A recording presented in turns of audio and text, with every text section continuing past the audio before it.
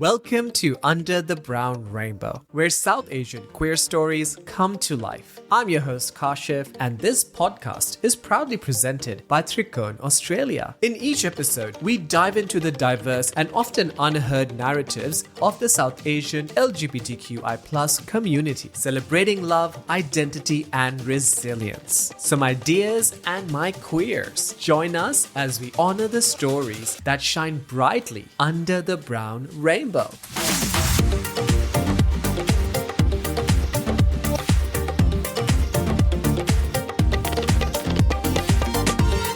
Today's episode is one of my favorites because if you tell me that there is a queer Bollywood filmmaker that I will be talking to all things queer and brown, well, this episode is clearly for you and me. Onir is an award-winning Indian filmmaker whose work has consistently pushed boundaries and sexuality, identity, and social justice. He's best known for the work My Brother Nikhil, which is one of my favorite movies and one of his first mainstream Hindi films to address AIDS and same sex love.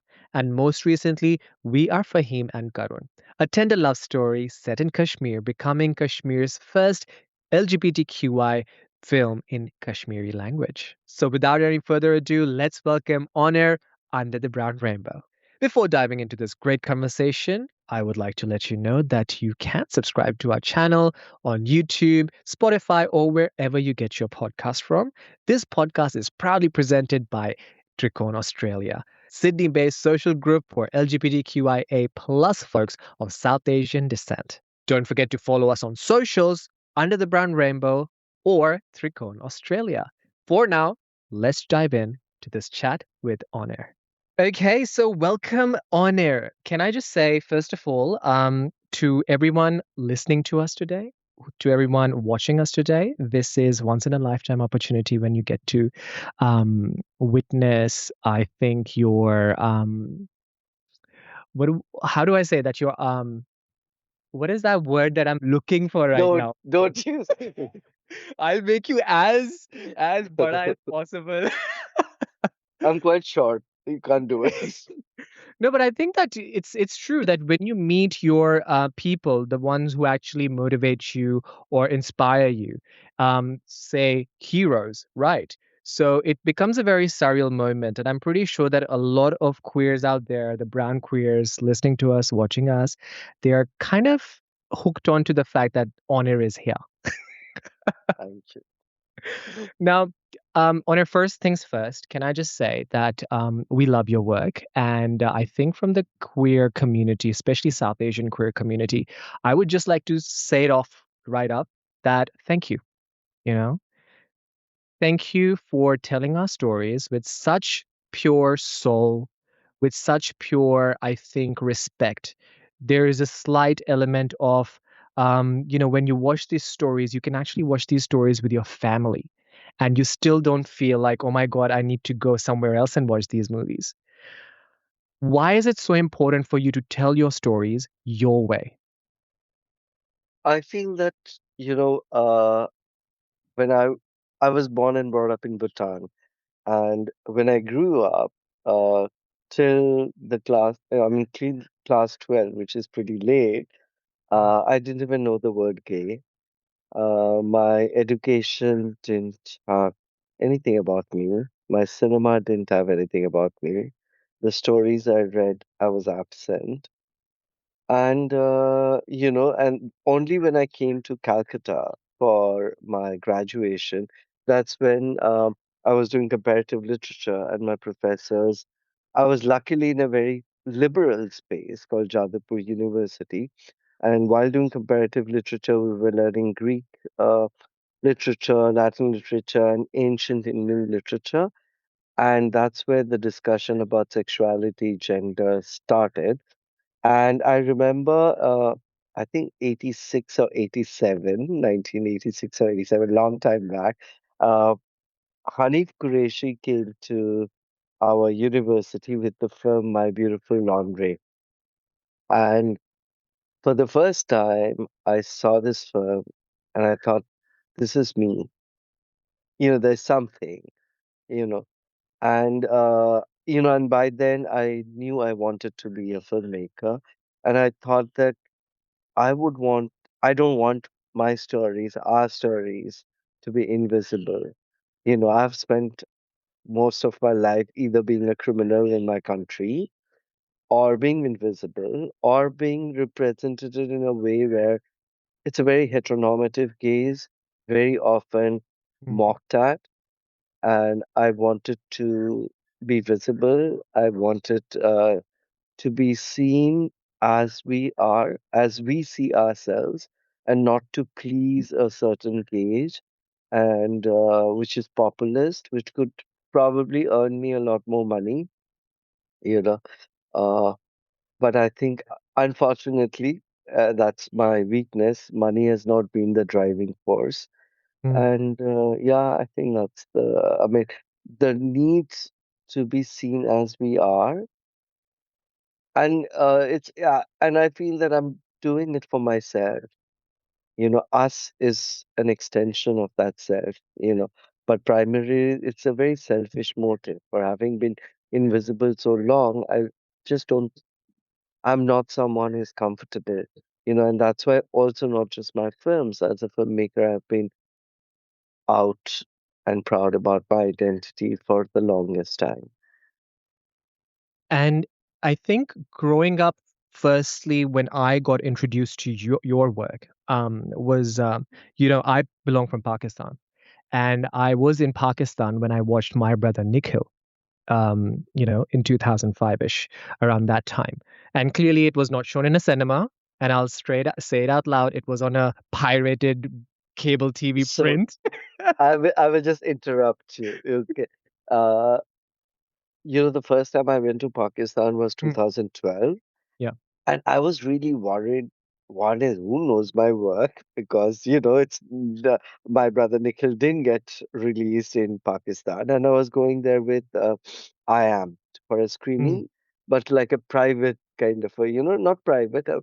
It was a event, but closed event, mm, you know, mm, where everybody could just walk in, and also Indian phones don't work in Pakistan, and the other way around, right?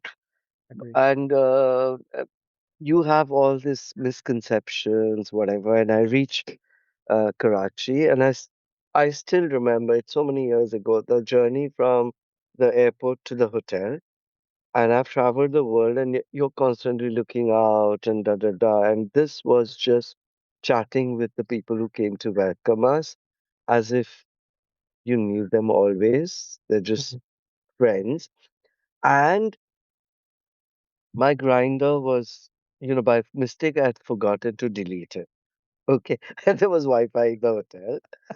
And I remember being flooded with people just saying how much they loved my brother Nikhil and wanting to just meet. And for me, it was like, thanks to piracy. Thanks to piracy, because piracy transcends borders. And Mm. that's, I think I'm thankful to that, because of which I could make such beautiful friends, you know, and I felt that I, you know, loved when I was there also as a filmmaker. And that is true because in Pakistan, when we watched My Brother Nikhil, it was a pirated, but a good print, by the way. A good pirated master print. Well, this is what they used to call it. And I remember I was watching it and I was sobbing. I was sobbing so much. Beautiful story. And I think the way you've touched on the, such an important issue of HIV, right? How Nikhil contracts HIV and how his family supports, especially the sister, Juhi Chawla, the music, the emotions, I think from start to finish, that movie had so much soul that even when the credits roll up, you just can't stop sobbing. Um, Seeing a movie like this back in 2005 made me feel seen, even though I was across the border in Pakistan, closeted as hell. ठीक है किसी को नहीं बताना and that is the power of cinema, I think, right? Do you think that the power of cinema, especially for those closeted queers out there, no matter which country they are in, speaks volume? And What are your thoughts on that? So again, like recently, about a week back, on 3rd of Jan, Mm, I had a screening of We Are Faheem and Karun in Srinagar.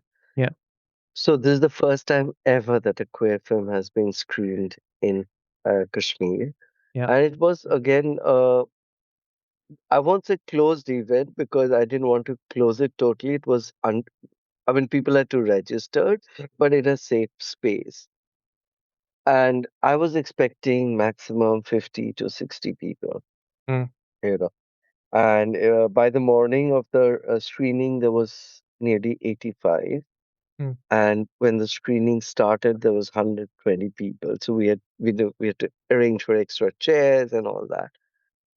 And what really, really touched one, nobody walked out. I was really nervous that, oh God, when the kiss happens, someone is gonna, nobody walked out. And then I started getting messages from mm, people, some who were there in the screening and some who couldn't make it for the screening, mm, saying that you have no idea what this means for us as Kashmiri queer closet. That this is not the I there were for my moderating. I had this person called Dr. Ejaz Bun.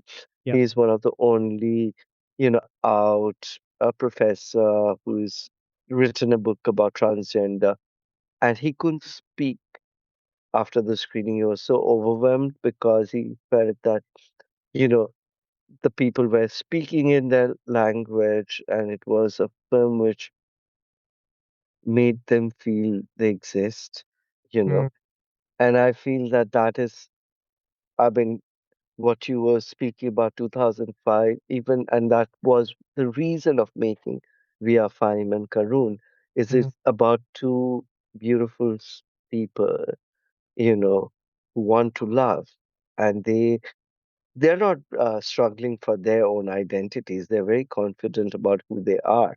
They're not confused about their identities, but they're made to be invisible because of one person, because of society, religion, what mm, he's made to believe, and the other because of the profession that he's in.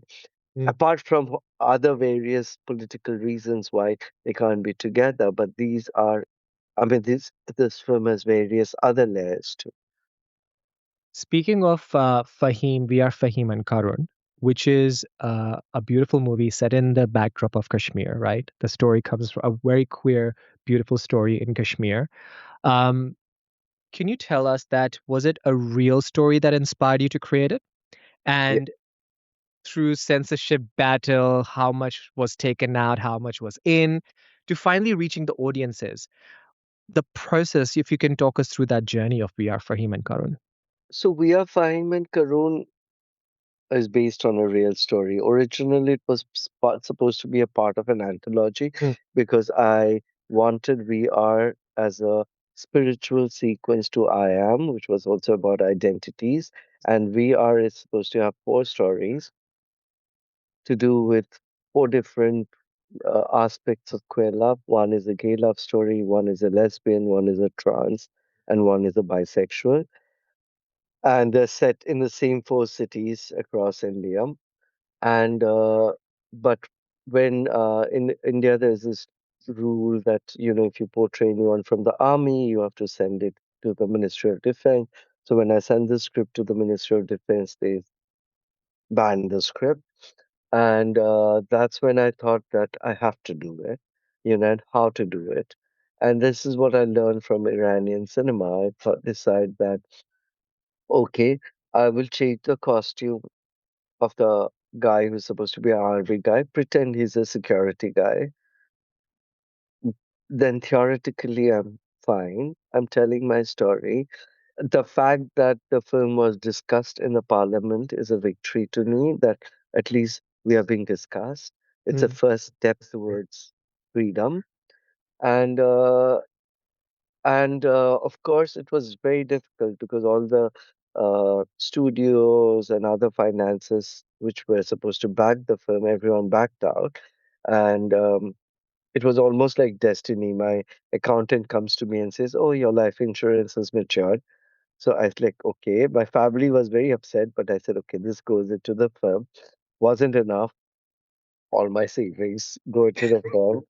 Then I had to put in my savings, and then I took some loans, bank loans, and because for me, like the joy I get from doing something like this is much more than the stress, Mm, much more than the fear of the risk and the repercussions, because I very strongly believe that I'm doing nothing wrong. I'm just telling a real story and a real story of love.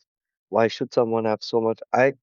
It's their problem that they have so much of problem with love. And I have to.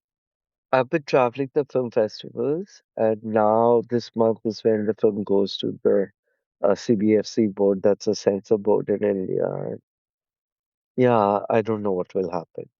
So I'm hoping that they can accept that the fact that it looks like you know, I say it's a security guard, but there are many other aspects of the films that does not fit in with the current narrative of the subcontinent, unfortunately. Onir, what does it mean to you that you spoke about joy? You spoke about how when you create a movie, the money is the least of your worries, right? The more important thing is that it goes out, it connects with fellow queer people or to the world. What is your feeling right now that you personally and creatively um, created and directed Kashmiri first, like a Kashmiri language first LGBTQI film? That is in itself a big thing. How do you feel about that? And how does that make you feel knowing that because you spoke about Irani cinema as well. So now Yeah, you're reaching other countries and other people in their language. yeah. So the thing is, for me, it's very strange for me. Like I always say that being queer, one has always been othered, you know, and I feel world over conflicts are created, perpetuated, sustained by straight men mostly, Mm, you know, and I feel as queer and also women, if you look at mostly women, and that's why they make the best allies, that we are always looking for how to erase these boundaries of you and I and find the us, you know. And I feel this film is trying to do that. And at the same time, it's not that I just, went to Kashmir and oh my God, this looks beautiful. I have to shoot here. mm, It's not one of those films. I've been going to Kashmir for 20 years. Okay. I, s- I speak the language to a certain extent because I've been learning. I live with families when I go there. You know, uh, all my Kashmiri friends call me half Kashmiri. And so the connect is there because, I was also very conscious of this whole thing of how sometimes people say that, oh, you're appropriating someone else's story. And because that was in my mind while making this film. And I thought that, of course, I can make this film in Hindi, right? Urdu. mm, It'll be more commercially viable. I can reach out to more people because a lot of people don't like reading subtitles. So I could cast known actors here if I did that. But I wanted to be authentic, you know, to shoot absolutely the entire film is shot in Kashmir in real locations. mm, Okay. All the Kashmiri characters are played by Kashmiri actors. They were all aware of the script. Okay, it's not that I was hiding anything from anyone. My crew knew the script. Okay. And I thought that when what talks about appropriation and other, where do we stop the boundaries? mm, Okay. I'm born and brought up in Bhutan, but I'm ethnically a Bengali. Okay. My parents were refugees from Bangladesh. So I'm not a Bhutanese. I'm not an Indian Bengali that way because my parents were from Bangladesh side. I went to Germany to study filmmaking. I was, of course, a brown Indian there. And then I come to Mumbai, where again I'm not a Maharashtrian. Mm, Okay. And forget it, I also make films about straight people. So am I appropriating their stories? So then at the end of it, what do I, you know, and mm, I feel that I don't feel like I'm talking about someone else. When I'm talking about Faheem and Karun, they speak to me within me, and I can feel their angst, and I can feel uh, what the family is going through, and that was very conscious. A lot of people. There was one person in the screening in Srinagar. He said that being Muslim and queer is not easy, but you show in the film that how everyone is ultimately accepting. I said that I am out and proud queer, and mm, I have always felt love and accepted by my students in Kashmir, by everybody I meet, and I feel also as a person, I come from, like, it's not that in India, also in the subcontinent, everyone accepts, people are still struggling. yeah. I said, but my story, when people call up and, there are all these portals who want the struggle story, and they want a sad story of how when it came out, what happened. And when I tell them, but, you know, I told my sister when I was 21. Well, anyway, I realized it late. And by that time, I navigated and I was okay. And I told my sister, I think around when I was 21, and she says, oh, it's okay. That was it. When my brother got to know, he was working, he's a physicist, and he started sending all my articles to all his students saying that everyone needs to talk about it. So there was it. And my parents, they were in Kolkata, I was in Bombay. They called up and said, we love you. And of all our children, we like to stay with you the most. And they lived with me till their last Mm, days, So I feel very happy that, and I feel that why should I not share that story? mm, Why do we have to always share stories where queer people are beaten up, are doing drugs and lonely and dying, really lonely deaths, and we're incapable of making friends? And I think that I have beautiful friends, mm, queer and straight, and I have a family which loves me, mm, and I want to share that. And I wanted to see that in this family, that, of course, they struggle with it, but they're not beating him up. They also care about him, you know, and it's not, and there is hope, and I want to tell stories of hope because I'm tired of, and I feel that's also a very heteronormative way of looking at us, that our lives are miserable. And we just, it's so difficult for us to find joy. And the other thing that you see with us is sex, you know. And I am like, okay, like, one of my films, my last film was a film called Pinecone, mm, which was exploring queer desire. And it had sex, but for me, it was very important that during the sex scenes, you see the joy and love more than the, how would I say, lust aspect. It's not that I think it's unimportant. It's just that I feel that when you're only represented in a certain way, when you forget that sex is also an extension of joy and love, that how people connect, then it also becomes another kind of stereotyping of mm. our community, that, oh, for queer community, it's just all about sex, you know. Speaking of stereotyping, the West does it very best.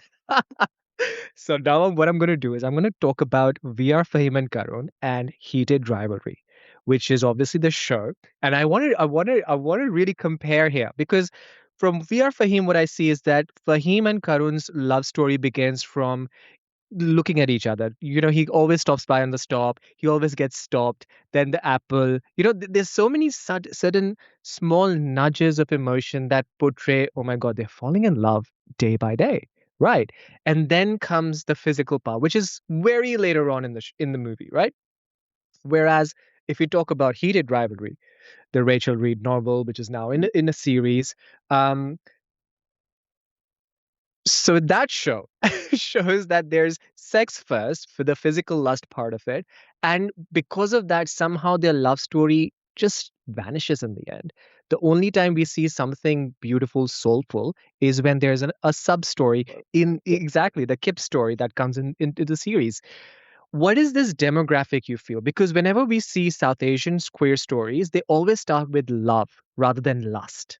Right. Whereas the West, which has most influence on a lot of communities, shows lust first and then shows love. What is this You comparison? know, so for me also that makes me remember one of the most beautiful recent films that I saw was Joyland. And I feel, I mean, of course, I know in Pakistan mostly uh, it was a censored version, but again, so beautiful, and I cried so much while watching the film. But and again, emotions, family, everything. I feel that the basic difference, and for me, it was very interesting. I was screening the film in frame line, Mm, uh, and the film is somehow doing really well in the US. People are loving the film, and I remember during the Q&A, the audience says, it's so refreshing to a film where our lives is not just sex, yes. you know, and there were so many people, and I was actually very surprised, honestly. I did think it would do that to anybody when I was screening in New Fest, crying. And I was like, why are they crying? I didn't think it was that. And then you realize that so many queer people have gone through this thing of loss of love. Mm, Love, I'm talking of, because of various, and also invisibility, mm, of not being able to be visible where, and especially when I'm showing films outside India, and there is this small South Asian communities everywhere which come to watch the queer community. mm, And there is this sense of having been invisible back home, and then you see this. And I think it touches the chord somewhere, mm. And actually sometimes feel very sad. I wish the South Asian community beyond just the queer community would come and watch these films, Of course. and would come and, you know, uh, be a part. I don't know why it takes so much effort for a South Asian non-queer person to watch our stories, because you and I will go very easily and watch Dilwale or whatever, Exactly. anything, and celebrate, Mm, uh, uh, you know, uh, street love stories or stories which does not have queer characters, because it's just a story. It's about people, lives. And mm. I'm always wondering that why is it so difficult for them to watch our films? Are they so insecure about their identities, or are they are so afraid that they will start loving us more and seeing us and realizing that how terrible they are to Mm, be othering us still, across the world. I mean, that it's exhausting that, if you see what's happening in the US, that it just does not end. The struggle to be equal, which should have mm, been given to us by birth, is still a struggle in different levels across the world. mm. I feel, and this is what I think, that, our stories are more stories of resilience. They're stories of depth. Sometimes the society in general gets a bit overwhelmed. Oh my God, they are heroes. Whereas we're not portraying ourselves as heroes. We're just doing us. You know what I mean? This is our normal lives. But we come across as, oh my God, so intimidated because they think that, oh my God, they are heroes. They're superpowers, non touchable. Whereas we're just telling our stories. That is our day to day. you know. Someone was telling me that being someone needs to tell these straight people that how hard is it to be a gay person in 2026, because you have to first of all keep up to date with your personality. You have to be very fashionable because all the Yeah, stereotypes, right? Have to be yeah. very fashionable. You need a good job. You need to be super rich. You need to party. You need to have a straight bestie and all of that. And I think that is in a way so wrong, because this is not exactly who we are. We are real people with real stories. Um, You just, when you say street bestie and all, I was thinking, okay, that's all so much a part of heated rivalry. it is. You know, And then everything that you said, to be this gorgeous bodies and everything. and that is, see, all I know is that our movies, like, we are Faheem and Karun. Faheem is the one who teaches Karun to love, to be himself, to be And I'm unapologetic. so happy that you noticed it, because for me, it was really important because there is power equation, right? Mm, At the same time, right from the word go, it's Fahim who takes all the initiatives. He's mm, the one who is, not so intimidated, whereas Fahim, I mean, Karun is always looking around and, scared. yeah. So I'm Um, glad you noticed. no, and I think that these stories actually always have someone who teaches a lesson to someone. Like in Joyland, Alina's character Biba teaches the kid to how to love, right? And this is exactly what Fahim does. Now, I'll switch this back to more about your book. Okay. So your memoir basically is called I Am Onir and I Am Gay. Love the title. I love this. What made you write it? And what's been the response so far? So during the COVID phase, because Mm, this book came out in 2022, is this agent, he had approached me earlier, uh, and he was like, you need to write this book, and Penguin is very keen, da da da. And I was like, I don't feel like I'm not retired. I'm not that old. Okay, I'm old, but I'm not that old that I have to write a biography and all that. And I was very resisting, and he was constantly, Kanishka, constantly telling me that you should do it. You have to, it would mean so much to young people who are, who will read and get inspired because there's no one else in the industry in my space who even says I'm gay. They will do all yes. the other things but not say the word. And that's when my sister said that, why don't you just, do it? I'll co-write with you. And I thought that, okay, actually, my sister convinced me. And then when we started working on it, we were debating because I've always this thing that my entire identity is not about me being gay. And I had done a Levi's ad which was I'm on air, I'm gay and more, so the and more was important always. There were times when I would put on my social media gay. At times I would take it out saying that Wha- and then over the years, I realized no, it's important for me to put it there because there are too many people who don't want to put it. So Mm, I put it, and then we were discussing, and Penguin said that, Honor, do you realize that there is no one from your industry who says this?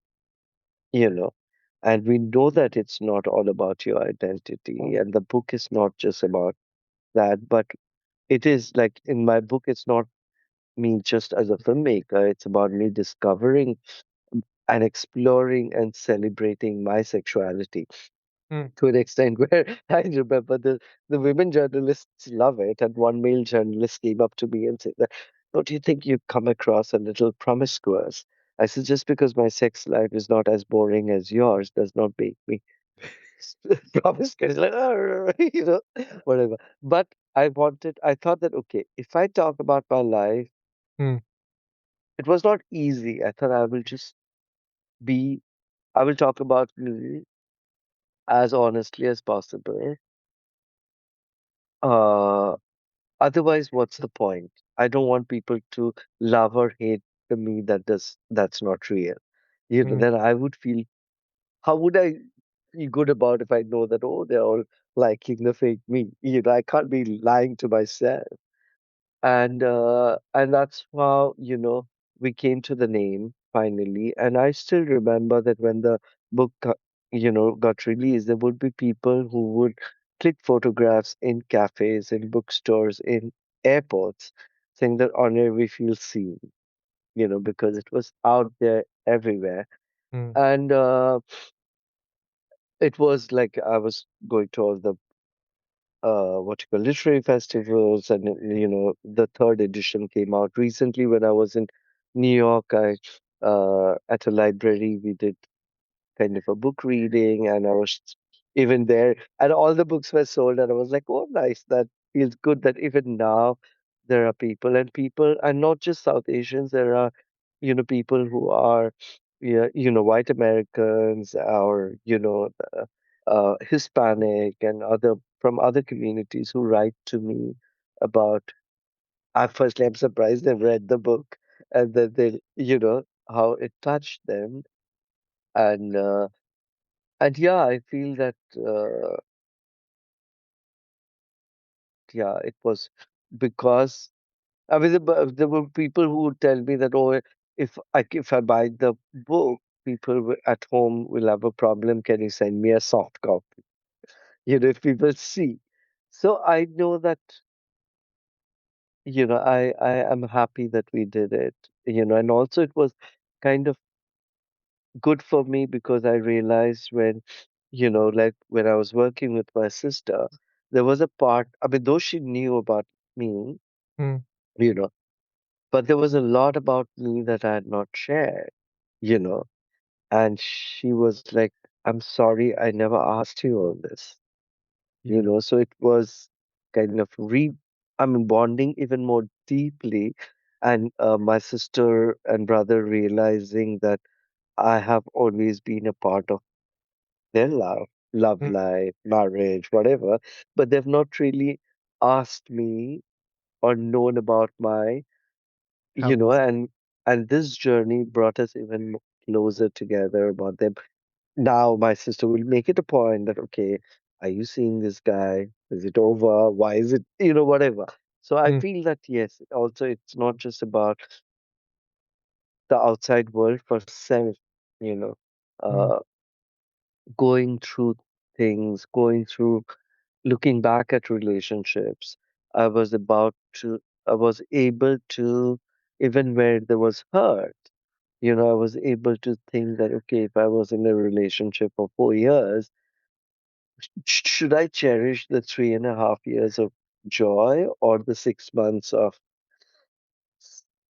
unhappiness or mm. whatever? And I realized, no, I think this writing process made me understand that no, I want to cherish those 3.5 years. I've learned to forgive myself. I've learned to forgive people I love.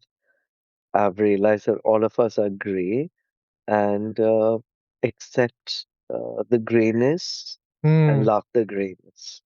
Oof, that is beautiful.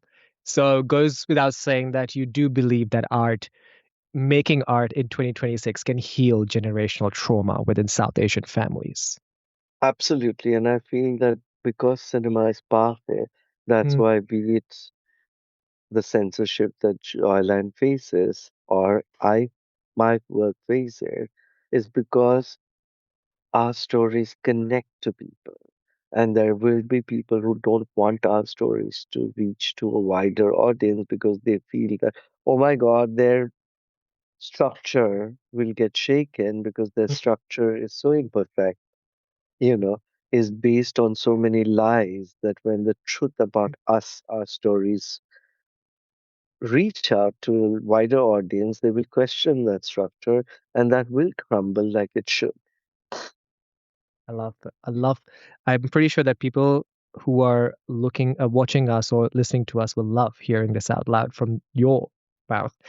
Now, what's one practical change in Indian cinema or the military or policy that would make space for more authentic queer stories, you think? I feel one is just like I told you that with this the conversation have started in the parliament about, you know, queerness still being not accepted in the army. And I feel that, you know, that's a beginning. And I feel that I'm very confident that this can't be a permanent state. And I would also like and hope when for me, my screening in Kashmir gave me so much hope.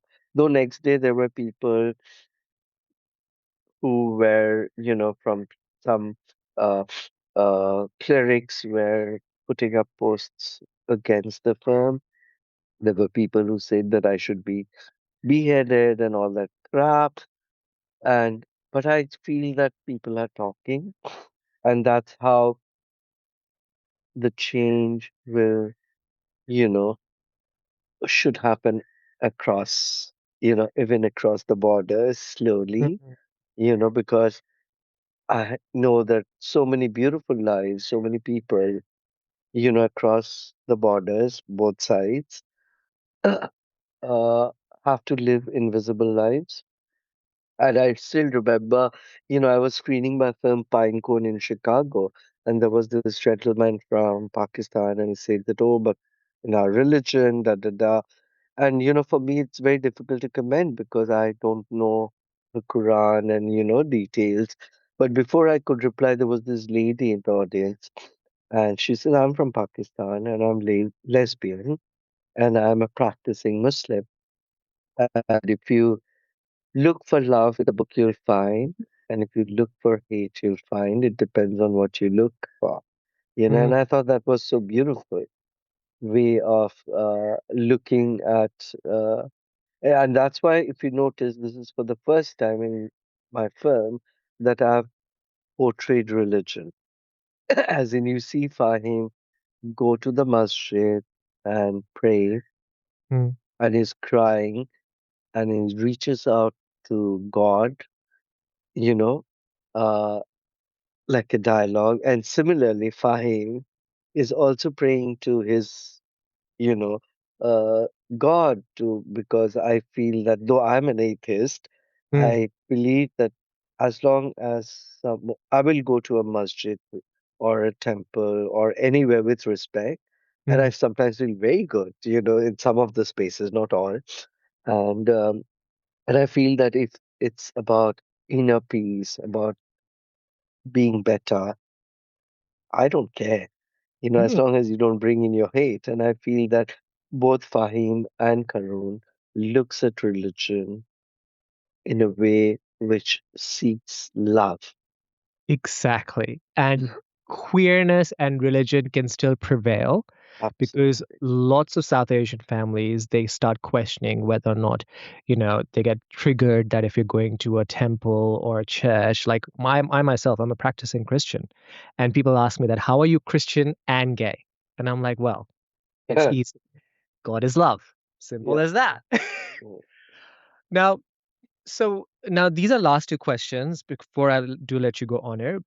Now, first question is that how does one go about finding allies in Bollywood? I know that you found two beautiful allies who we love and adore. Actually, three, if I'm being very honest. And namely, these are icons, by the way. I'm talking about Juhi Chawla, right? She's done three epic movies with you. I'm talking about Manisha Koirala. I think she's just amazing. And Sanjay Suri, who I feel is such a beacon of hope when we see Bollywood actors, the way he worked with you in My Brother Nikhil and other movies. I feel, how does one go about to them and say, hey, listen, I'm going to make this queer story. I need you on board. And what is their reaction? I feel that, again, for me, when I was trying to make my first film, before that, I was working as a song director uh, and editor for a film called Daman. And that's where that was the first time I went to a film set. Okay, I've never assisted anybody. I had gone there as an editor, but I ended up directing some scenes and the songs because the director trusted me more than her associates and, team. And I think Sanjay and Ravina were the cast there, and both of them noticed that some of the best scenes in the film were it ended up me directing those scenes. And also I kind could have, there was this. I'm not, I feel very important uh to know the craft, that when you want something, if the actors, quote unquote star actor says that, oh, but da da da, and if I don't believe in what the actor says, I will convince the person, or that person will convince me, because I believe that they also don't want something. And I think we would have all these discussions. And at one point, both of them, Ravina and Sanjay, because of course I wanted to be a director, but I was like, how do I do it? They were like, you have such beautiful ideas. Why don't you write? And that's when I started writing.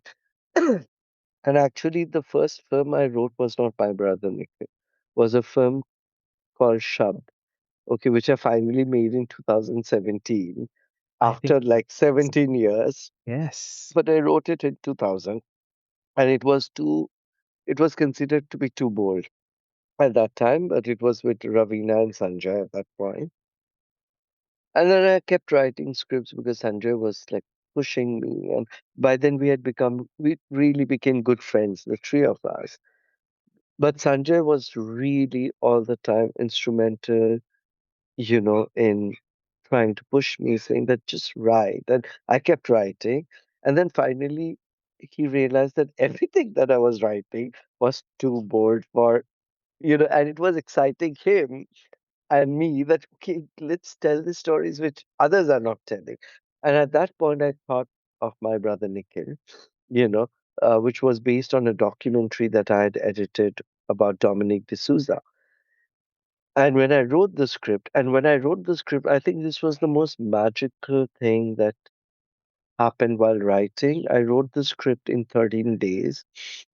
And I still remember I would sit in my tiny flat, which was like this room, and I would just sit, and it was my first desktop then, and I would, you know, write, and I could hear each of the character. I did write the way usually scripts are written, that you write a synopsis, and then your longer story, and then your bullet points and all that, and where is the arch, and whatever the first act, second act. I don't know all that. I just could hear them speak to me, and I would become each of the characters and feel how they would, and I would write those dialogues right in my first draft, and I would cry when I would write.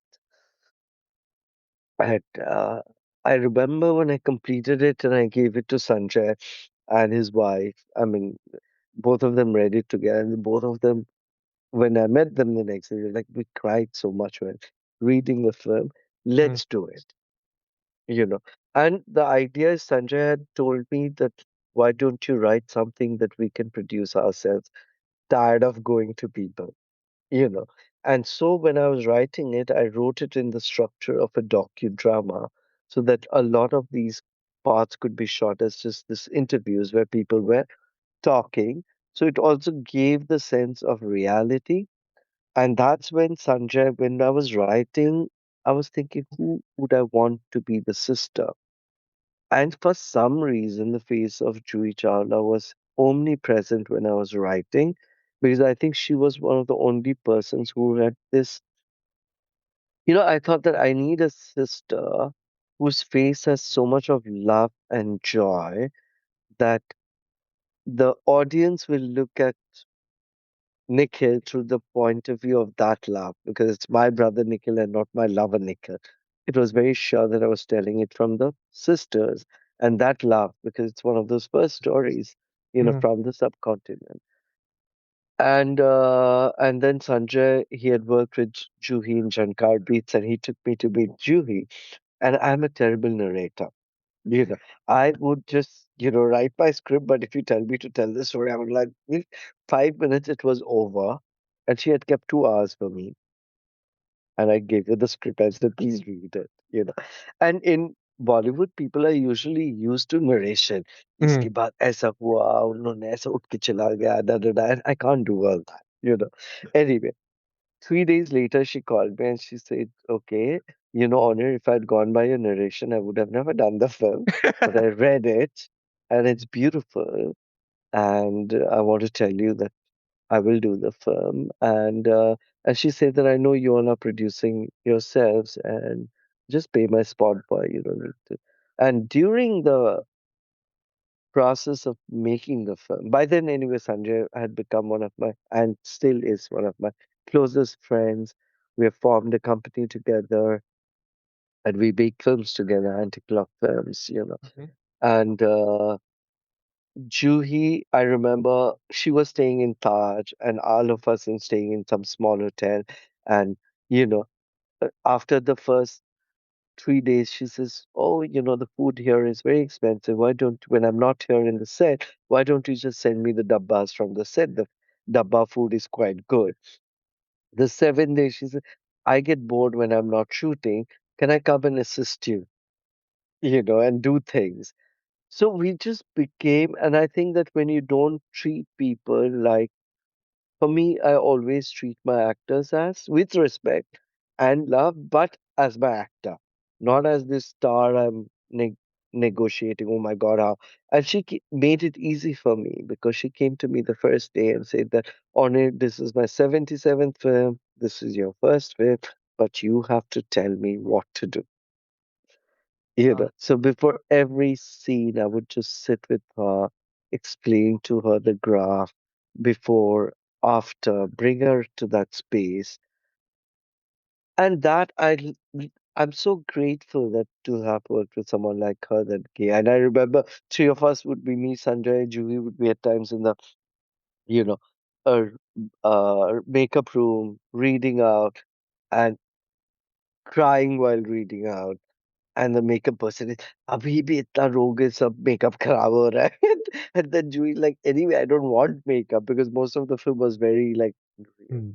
So I think that bond stayed and that, and she realized that she was doing films which, I mean, she's remembered for, all her Bazigar and Yes Boss and all those films, but she's also remembered for My Brother Nikhil.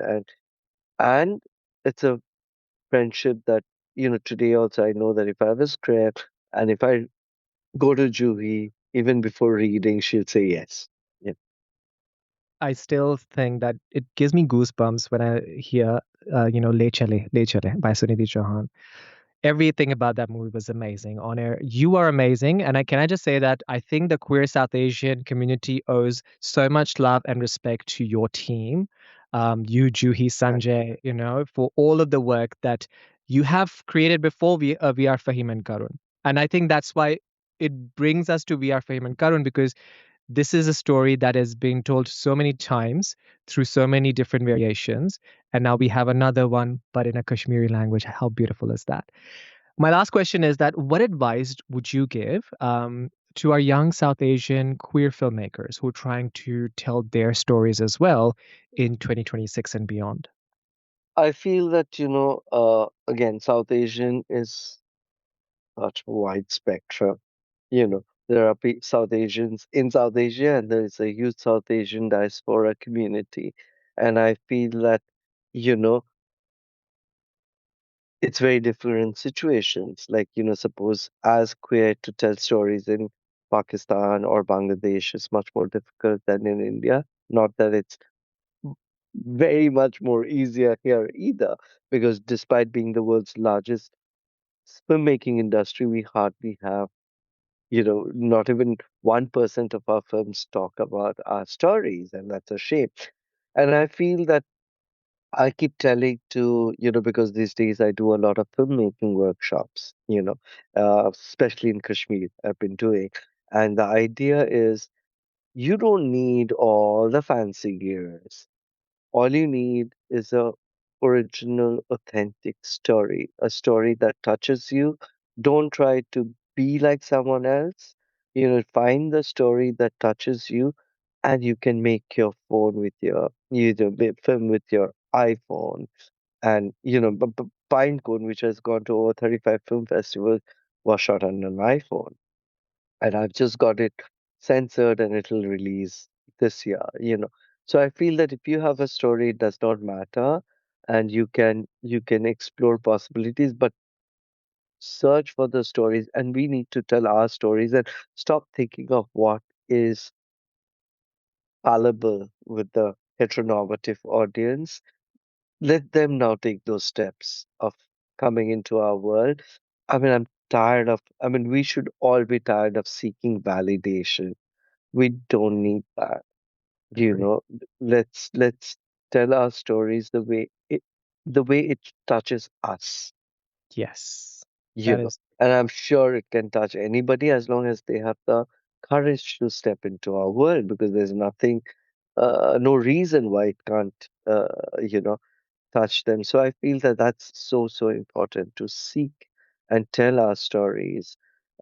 Even when I was shooting in Australia for the film by Melbourne, I was seeking a story that is of the diaspora, you know, of how being away from home also, you know, how do you navigate cultures, being accepted or not accepted back home, how it also affects one's life. So one is thousands of kilometers away. Mm, mm. I think that is so so beautiful, and I think you're such a blessing to the South Asian queer community. Onir. There you go. Uh, I said it. Ab bahut ho gaya. My I think my dream collaboration of you and Saim Sadek telling stories side by side. I just love, and I just, I wish I could meet him, because like when Joyland was about to release in India, I was really going all out. Honestly, I was like, it should have been in the, you know, final five. It's one of really, really beautiful film, I feel. And I hope someday we Mm, can work together on something which is South Asian diaspora, so that we are both out of our countries and yet tell our stories of love. And I feel that as queer South Asians, when I go outside my country, I mm, feel we all just feel we are the same. We connect and we're as different as I am with my brother or sister. We're all different human beings, but there is such a deep connect, mm, which unfortunately we don't seek when we are back in our homelands. And I always think that also it's so funny. Like I discovered cinema in Calcutta, which is called the City of Joy, and one of my favorite Pakistani films is Joyland. It's like, wow, I was like, suddenly like Joyland, City of Joy. It's it is, and I think that now I think even from Pakistan, a lot of storytellers are now saying stories. A lot of allies are coming forward. So where you mentioned Juhi Chawla, I would mention Sabah Kamar or Sarmad Khusat. These are actors and filmmakers who want to tell these stories and in a this yes. series that you had with Fuad Khan and Sabah. What was that? That was Oh my so God. beautiful. Uh, Uh, Mr. and Mrs. Shamim. no, the Which one? one which was taken off YouTube Yes, after that is exactly release. one. So Mr. and Mrs. Shamim. No, Mrs. this was some. Yeah, It's a yeah. So difficult Nomane name. Jaz, and I think they were he's queer and she marries him and then she goes through struggles, No, no? no, no, no, Oh, no. okay. This is the series which is all about, like, it goes very surreal, and there are people, dead people coming back, and with Ooh. Fawaz Khan. You haven't Oh, seen it? that one. Oh my God, yes. I even forgot the name of it. It's a Uh, difficult name. That's why I it is a can't. difficult name. Yeah. Let me actually Google. But I was again so surprised to see such a sensitive, and it's not Yeah. only about queerness. And what I love is it's also about women. How Mm. it, and queerness and women identity is so. interwoven in this subcontinent of ours, Yes. and I feel that, yeah, it's just, also, I don't know if you've noticed, but my co-writer for We Are Faheem and Karun is this wonderful filmmaker, writer from Pakistan called Oh, Fazia Mirza. Okay. love. So there you go. So somewhere you are working with Pakistanis, and I love hearing that.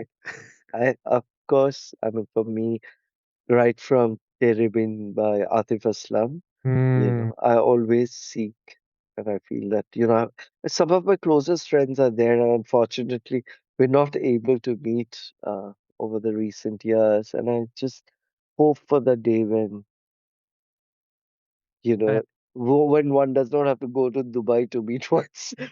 That's if you remember, there's a dialogue in We Are Five and Karun, yes, when they're like flirting across the border. They're like, आप तो रहते हो पाकिस्तान पे हम हिंदुस्तान पे कैसे मिले and he says Dubai. And I'm like, oh, that's the reality of our it is. I think we what. just need a massive rainbow that goes from in India to Pakistan, and that's it.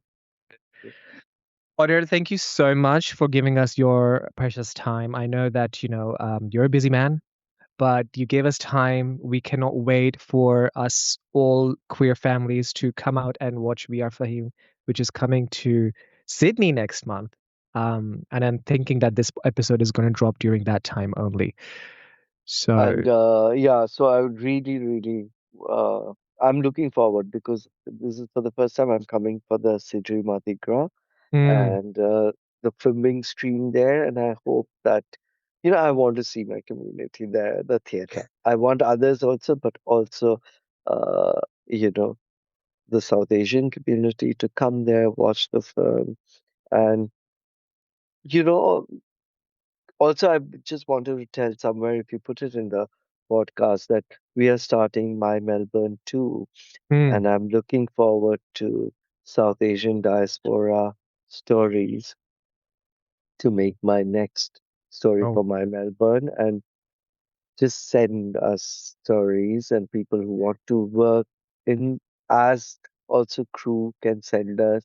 And I would be so, so happy if there are people, especially from Pakistan, Bangladesh. Like in my mm, previous one, there were, Orko was from Bangladesh, and I would love it that if we can at least bridge these gaps somehow outside, overseas. Yeah, true, true. and I would love more South Asians to, because I feel that this film is a space which is talking about diversity, not just in terms of the stories, but how we can work with a diverse set of people. Mm. And I agree on that 100%. And I'm sure that all the queer, South Asian queers listening to us will get back to you. And we are going to come out with our families to watch VR Fame. Yeah. Honestly, I'm going to take my mom. She's been very, Uh, she's been obsessed with the gays ever since I came out last, I think 2 years back. And now yeah, I'm just going to bring her. It's time. It's about Lovely. time, Onir. Yeah. No, I feel that also this film is very accessible. Mm, very. Like what you mentioned, that everyone can watch the film. Of course. And I think that it's important that now we start bringing our families out to these places.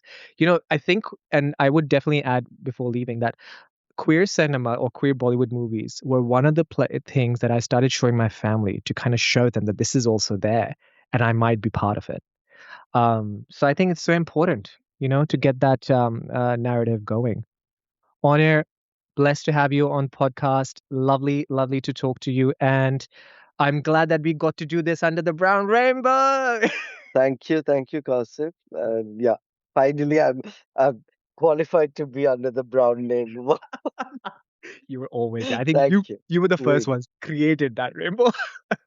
Thank you for joining us on Under the Brown Rainbow, which is proudly presented by Trikone Australia. If you enjoyed this episode, please subscribe to the podcast and share it with your family, friends, and allies. Follow us on social media and feel free to reach out with your own stories. This is Kashif signing off. Until next time, my dears and my queers, keep shining brightly under the brown rainbow.